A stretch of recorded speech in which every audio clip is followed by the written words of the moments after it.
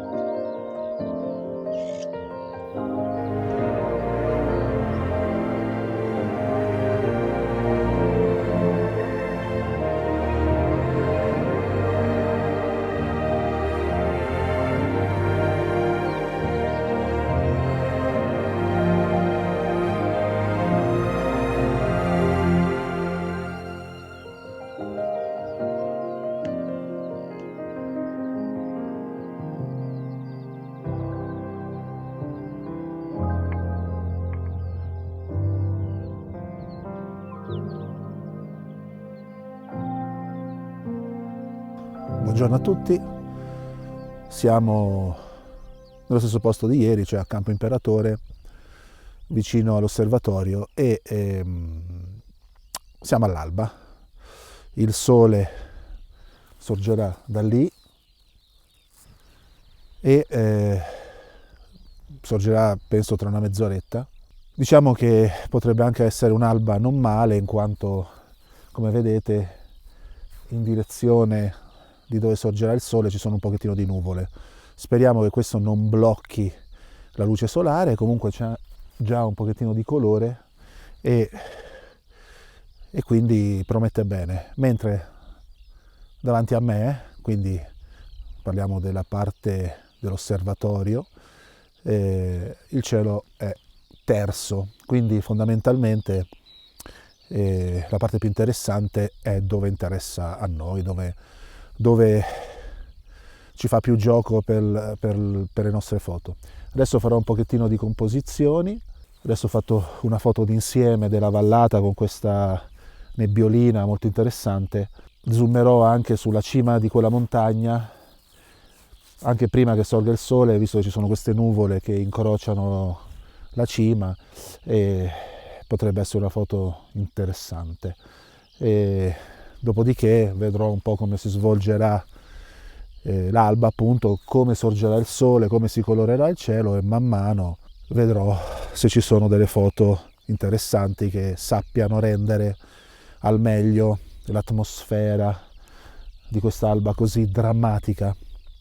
Quindi direi di smettere di parlare e di procedere con le fotografie.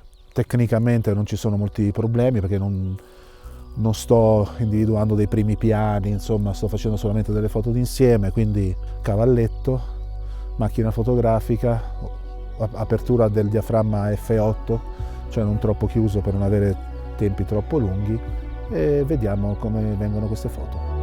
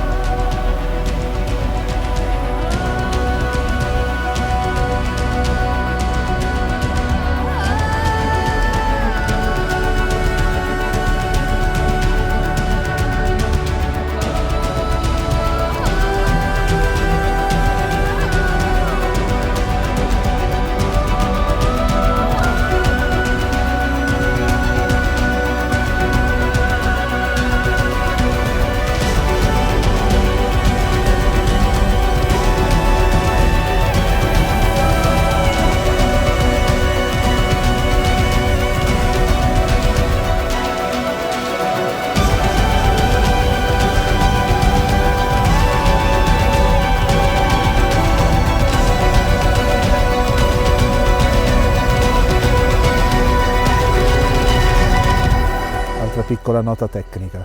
L'ho già detto in altri video, però in queste situazioni qui io tendo a scattare utilizzando un bracketing dell'esposizione.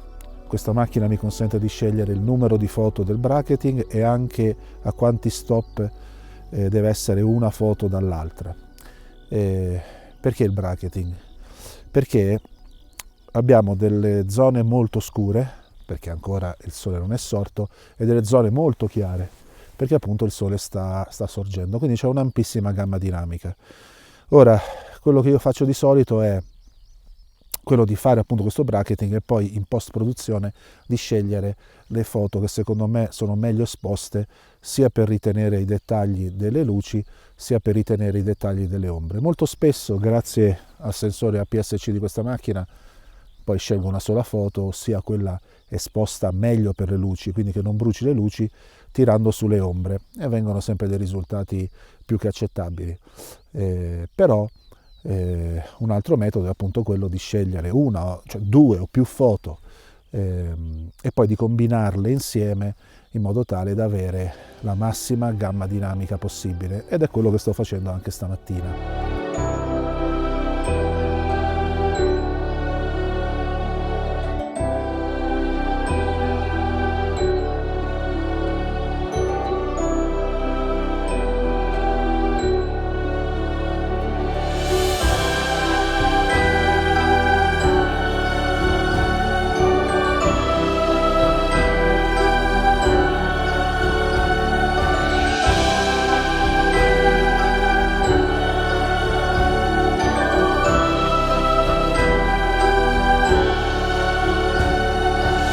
Inoltre una cosa molto importante è quella di o di dotarsi di uno scatto remoto, oppure in maniera molto più semplice, soprattutto in questi casi in cui non c'è la necessità di avere lo scatto in un momento preciso, quello di selezionare un timer. In genere le macchine hanno due possibilità, o 2 secondi o 10 secondi. Quindi dal momento in cui si preme il pulsante di scatto, la macchina attende 2 oppure 10 secondi per scattare la fotografia. Questo serve a eliminare le vibrazioni dovute appunto alla pressione del pulsante e quindi a non avere la foto mossa. Allora, in questo caso qui ho voluto riprendere questi fiori in primo piano con sullo sfondo la montagna. Poi tutti questi nomi li mettono in sovraimpressione, me le scordo sempre, e con lo splendido cielo che si sta in questo momento colorando perché siamo in prossimità dell'alba. Vediamo com'è venuta questa foto. Chiaramente in questi casi qui c'è la solita complicazione in più. Essendo un soggetto molto vicino, bisogna esporre anche per la messa a fuoco, quindi una foto o una serie di foto per il primo piano e una foto o una serie di foto per lo sfondo, per poi combinarle opportunamente in post-produzione anche a seconda della luce.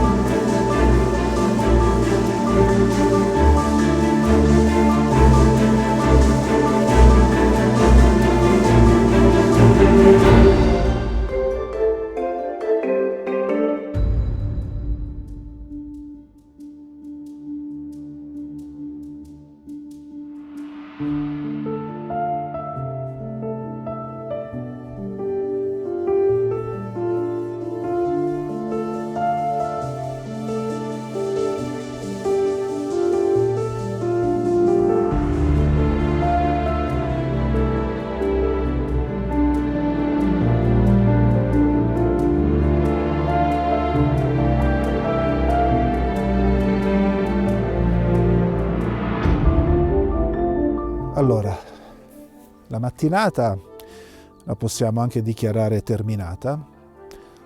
Diciamo che è stata una mattinata interessante, con delle immagini drammatiche, come possiamo vedere anche adesso. Diciamo che è previsto brutto tempo, quindi tra poco potrebbe venire a piovere, ma insomma in ogni caso dal mio punto di vista non c'è più molto da fotografare, almeno in questo luogo. Per cui direi che a meno di eventi particolari la giornata e l'avventura finisce qui. Questo è un posto, forse il primo posto in cui torno facendo i video, così si può vedere anche la differenza di approccio tra quello che ho fatto lo scorso anno, sempre in questo periodo, e quello che ho fatto quest'anno. L'anno scorso sono venuto e ho fatto foto al tramonto da qui, quest'anno invece ho fatto foto al tramonto dalla piana, qualcuna anche da qui a mano libera, e poi le foto dell'alba. È interessante vedere, tra l'altro, anche per me stesso, come cambia l'approccio alla fotografia nel tempo. In ogni caso spero che questo video vi sia interessato, che vi abbia dato qualche spunto. Se così è, mi fa piacere se mettete un like al video e se vi piace quello che faccio potete iscrivervi al canale. Mi fa piacere anche se commentate o se mi date dei consigli. Per il resto ci vediamo alla prossima avventura.